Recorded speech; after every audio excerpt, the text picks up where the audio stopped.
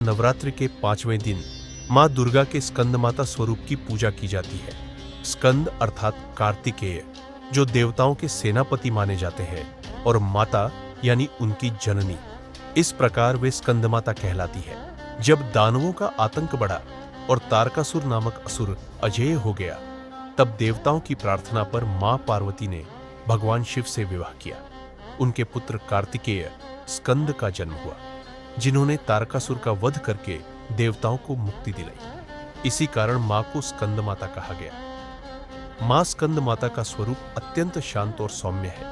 वे कमल के आसन पर विराजमान होती हैं, इसलिए उन्हें पद्मासना देवी भी कहा जाता है। उनके 4 हाथ हैं, 2 हाथों में कमल, 1 हाथ में वरमुद्रा और 1 हाथ में अपने पुत्र स्कंद कार्तिकेय को गोद में धारण किए हुए। वे सिंह पर भी सवार रहती है।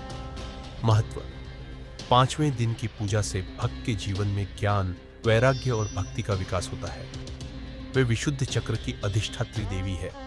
उनकी कृपा से साधक का मन पवित्र होता है और उसे मुक्ति का मार्ग मिलता है। जो व्यक्ति मां स्कंद माता की आराधना करता है, उसके जीवन में पुत्र प्राप्ति, परिवार में सुख शांति और रोगों से मुक्ति होती है। माता स्कंद माता यह सिखाती है कि एक मां का त्याग और करुणा कितनी महान होती है।